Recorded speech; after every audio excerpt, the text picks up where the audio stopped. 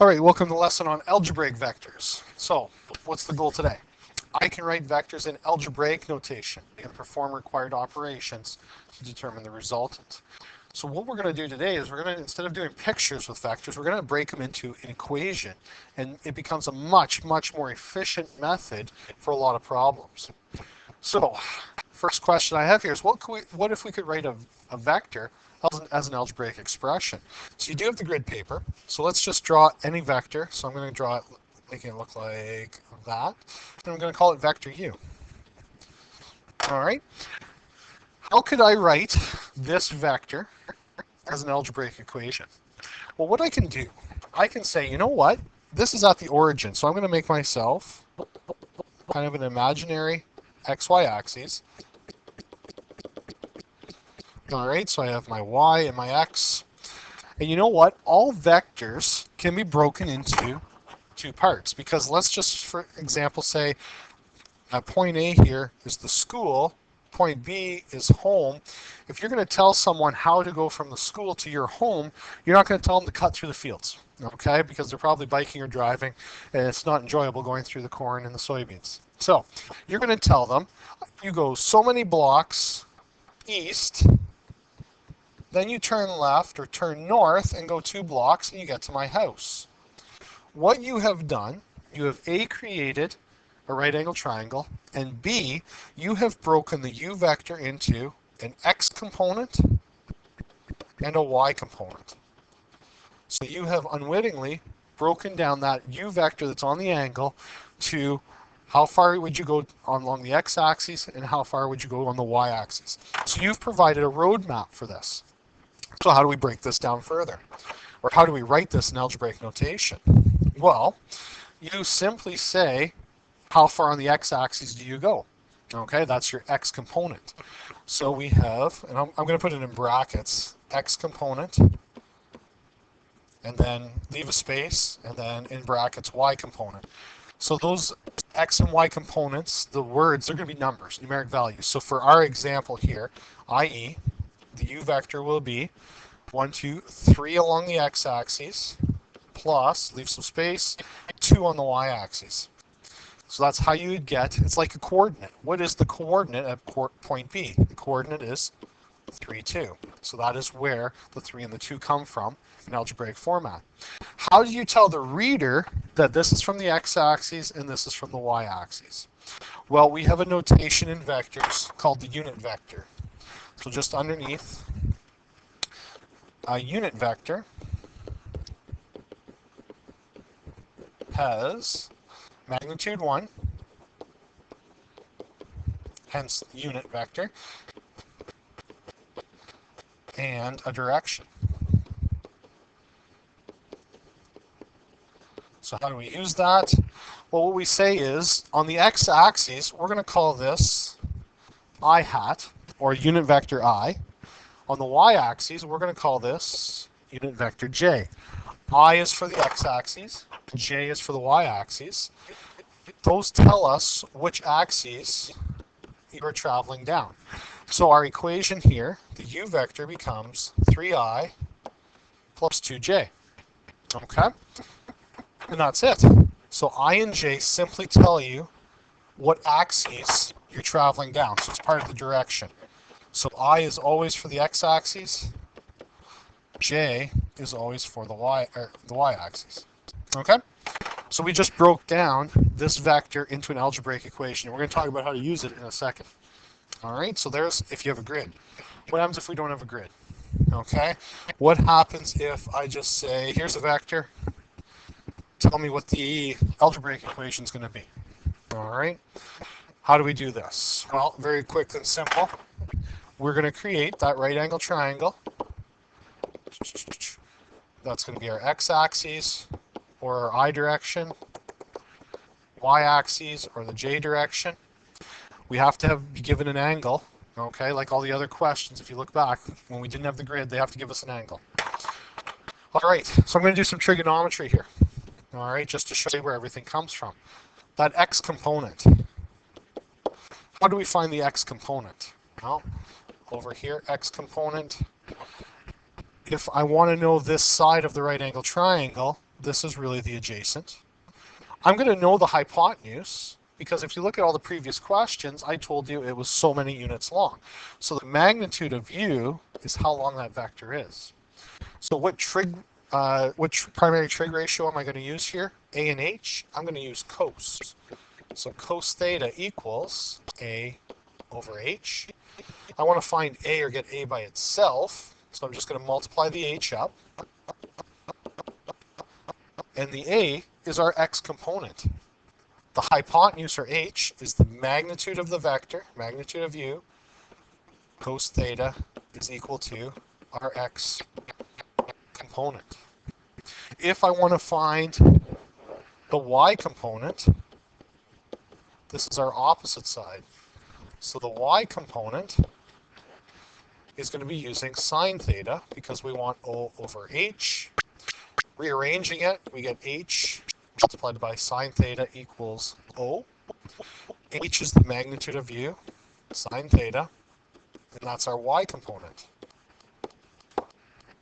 So breaking this into our vector equation, vector u equals, and remember from the previous slide, and I'll do it out in long, x component I plus y component j. Well, let's replace them.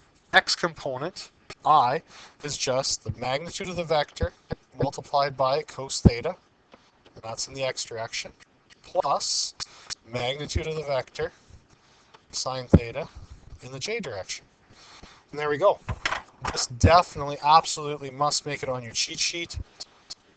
You will be using vectors in the first 2 units of this course and every time in 4U physics. We use it in every unit. It never ever goes away.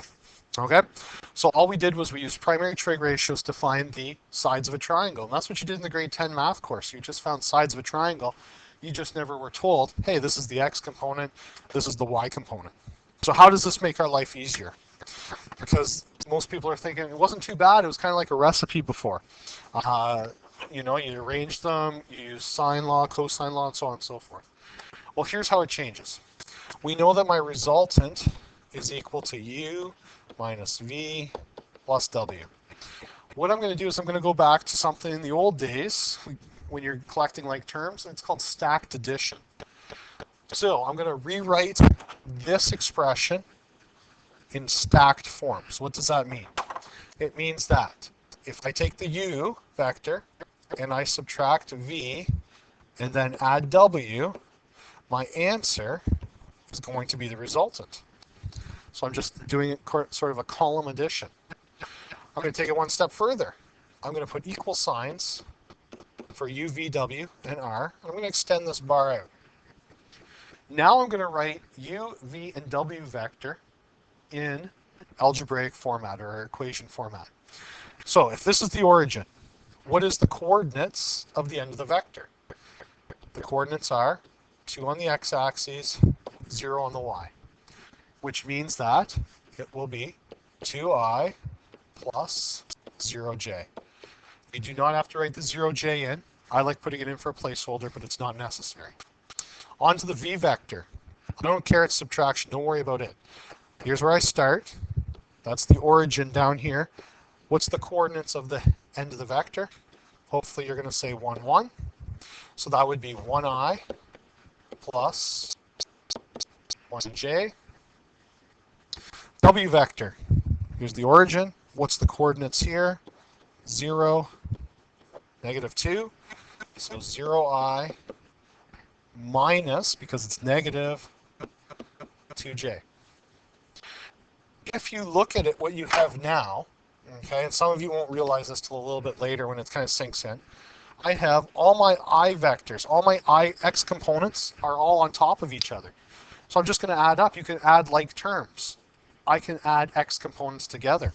Similarly, I can add the y components together. Okay? These are all y components, so we can add them together. We just have to follow the instructions. So here are your instructions right here and right here. So doing column addition. I'll try to underline them as I'm going here. So 2 take away 1 is 1, plus 0 is still 1. doing my y column. 0 take away 1 is negative 1, plus negative 2 is negative 3j. There's the resultant. And why I love this is because we have x component, we have y component. If you use the algebraic method, the magnitude of the resultant, if you know the x and y, you have a right angle triangle. Okay? So just off to the side here, my resultant would be, if I put the origin here, positive 1 on the x-axis. Oops, I got to move that, sorry. Here's the origin, positive 1 on the x-axis, minus 3. So there is the head of my vector. Here's my resultant vector. So that's what it looks like as a picture. Okay? I know this is 1. I know this is 3. I have all the information from a right angle triangle. So I can just go straight into my formula. And that's Pythagorean theorem. X squared plus y squared. So that would be 1 squared plus, now negative 3 squared is always going to be positive, so you can drop the negative technically, and you get root 10 units. All right? How do I find the angle? The angle, the nice thing with the algebraic method is that the y component is always the opposite side, and the 1 is always the adjacent side, or the x component is always the adjacent side. So theta equals tan inverse of, it's just going to be the y component over x component every time. You don't have to think about it. That's why the algebraic method is so nice.